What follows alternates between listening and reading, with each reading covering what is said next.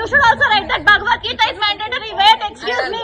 I have recorded what you are telling right now. It is mandatory and it is, wait, let me talk. And it is mandatory on every children's book. Then you should also write that Bhagavad Gita is mandatory. Wait, excuse me.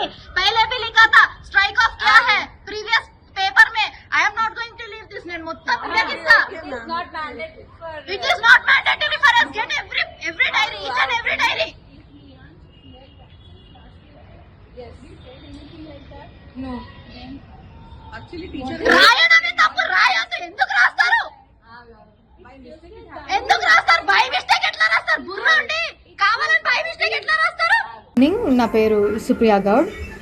మా nephew అంటే మా అక్క వాళ్ళ బాబు school నుంచి నేను pickup చేసుకోవడానికి వెళ్ళినుండే అనమాట. స్కూల్కి వచ్చిండో ఇంట్లో కూర్చుండో డైరీ చూపించిండో హోంవర్క్ చేయాలని చెప్పేసి. డైరీ చూపిస్తే ఇక్కడ ఏదో రాస్తుందని చూపిస్తే చూస్తే రీడ్ 1,2 కల్మా, ఇంకా రీడ్ ఫతే అని చెప్పేసి కొన్ని ఉన్నాయన్నమాట డైరీలో. నాకు అర్థమైతలే అసలు ఒక అబ్బాయికి 6 years బాబు, 2nd class బాబుకి ఈ ప్రాక్టీసెస్ అంది ఎందుకు చేపిస్తున్నారు మీరు?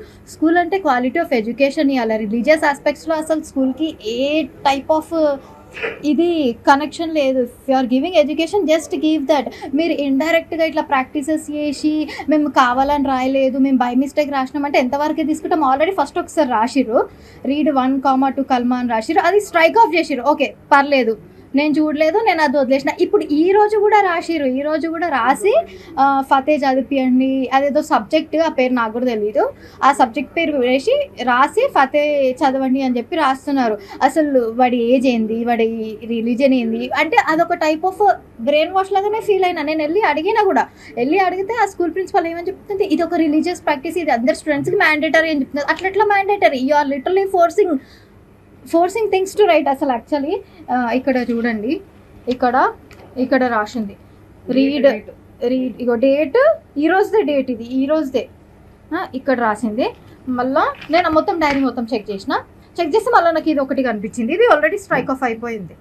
రీడ్ 1,2 కల్మా అని చెప్పేసి ఇట్లా ఇంకా ఎంతమంది పిల్లల బుక్స్లో రాసినారో తెలియదు. ఓకే మీరు అంటారేమో అదొక సబ్జెక్ట్, వీళ్ళకి ఆ సబ్జెక్ట్ ఉంది అంటే ఆ సబ్జెక్ట్ ఏ పిల్లలు అయితే తీసుకున్నారో ఆ పిల్లలందరినీ డైరీ సపరేట్ పెట్టి ఇవ్వండి, వీళ్ళ డైరీ సపరేట్ పెట్టి ఇవ్వండి. ఇక్కడ క్లియర్గా లియాన్స్ కృష్ణ అని పేరు కనిపిస్తుంది.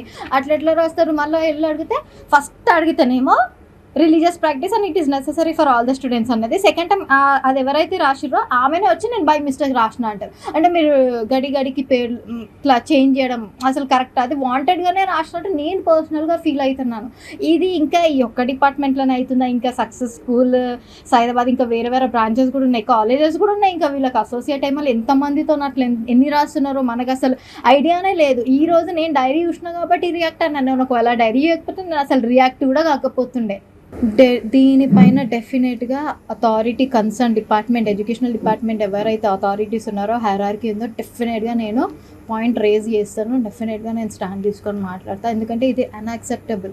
కొంతమంది పేరెంట్స్ ఏమనుకుంటారు, అది కూడా ఒక సబ్జెక్ట్ ఏమో, అది కూడా చదివించాలేమో, అది కూడా చదివించడం స్టార్ట్ చేస్తారు. When it is not part of their life then ఎందుకు? ఇది ఒక టైప్ ఆఫ్ బ్రెయిన్ వాష్, ఇది ఒక టైప్ ఆఫ్ ఫోర్స్ చేస్తున్నట్టే. ఇది ఇండైరెక్ట్ యాక్ట్, ఇది ఇండైరెక్ట్గా ఇంపాక్ట్ అవుతుంది ఎవరికైనా.